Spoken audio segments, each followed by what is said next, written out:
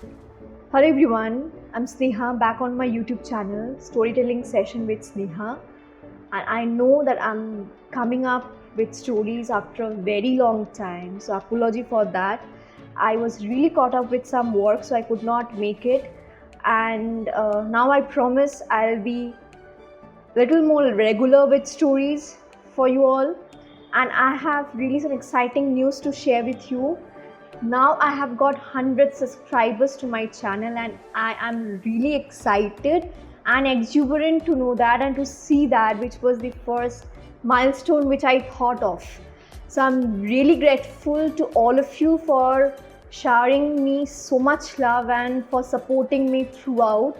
So please do support and please do love me as you all are doing, so that I can grow more and I can reach out to many people. So on this occasion, I want to share with you that how this idea of starting off with a YouTube channel came to my mind.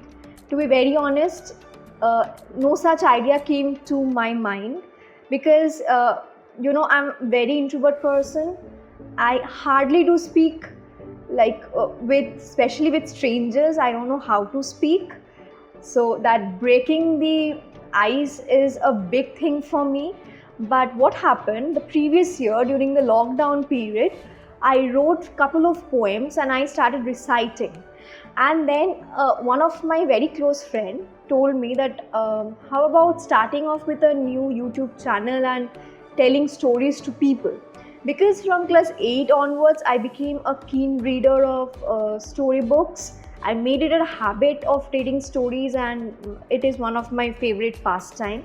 You can say I became a keen reader under pressure of my teachers, who always insisted me that I take up reading storybook as my hobby, to have a good pastime and to get some vocabulary out of it which I can use in my studies. So from that it became a habit, and I got good storybooks as present from my teachers, and so I kept on reading. And I also got some suggestion from my sister, who gave me suggestion to read some good storybooks.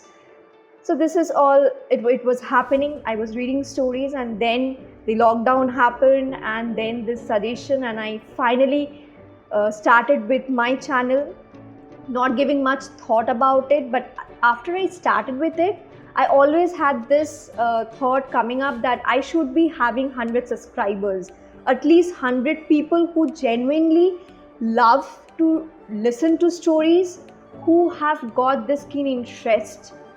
So I'm really happy and overwhelmed for all the support which I've got. So I'll be coming up with much more stories. Like, I'll try to be a bit regular. Today I'll be reading out the last part of the story which I was reading out to you. It's Champagne, a Wayfarer's Story by Anton, Chekov. The two little clouds had moved away from the moon and stood at a little distance, looking as though they were whispering about something which the moon must not know. A light breeze was racing across the steep, bringing the faint rumble of the retreating train. My wife met me at the doorway. Her eyes were laughing gaily, and her whole face was beaming with good humor. "There's a news for you," she said. "Make haste, go to your room and put on your new coat. We have a visitor." "What visitor?" "Our Natalia Petronova has just come by train." "What? Natalia Petronova?" "The wife of my uncle Seman Fedrich. You don't know her. She's a very nice, good woman." Probably I frowned, for my wife looked grave and whispered rapidly, "Of course it is queer her having come, but don't be cross, Nicole, and don't be hard on her. She's unhappy, you know. Uncle Seman Fedrich really is ill-natured and tyrannical. It is difficult to live with him.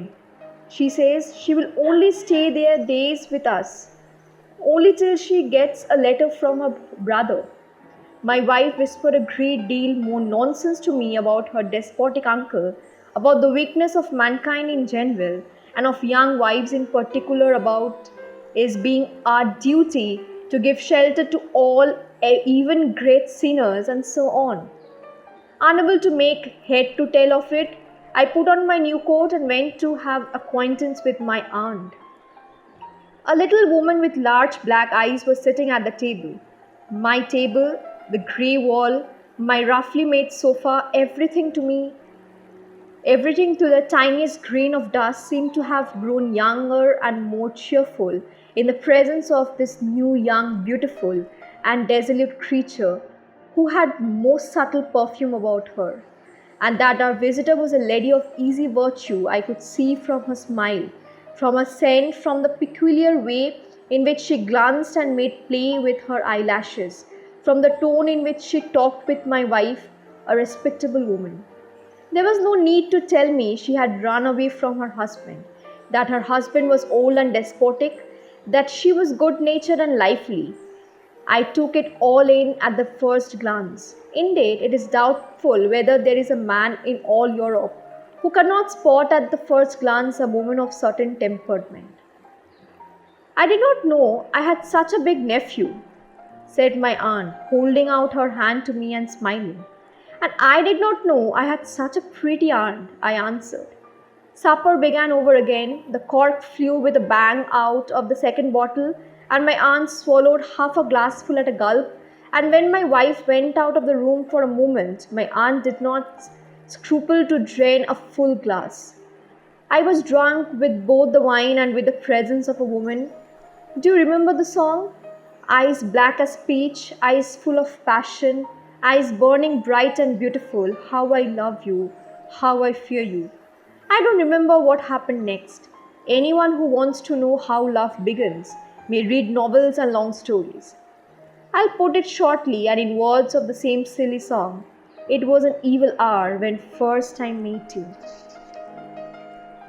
Everything went head over heel to the devil. I remember a fearful, frantic whirlwind which sent me flying around like a feather. It lasted a long while and swept from face of the earth my wife and my aunt herself and my strength. From the little station in the steep, it has flung me, as you see, into this darkness, the dark street. Now tell me, what further evil can happen to me? So I'll be coming up with a new story in my next video. Till then, please to like, share, and if you haven't subscribed to my channel yet, do subscribe and keep on supporting me. Thank you.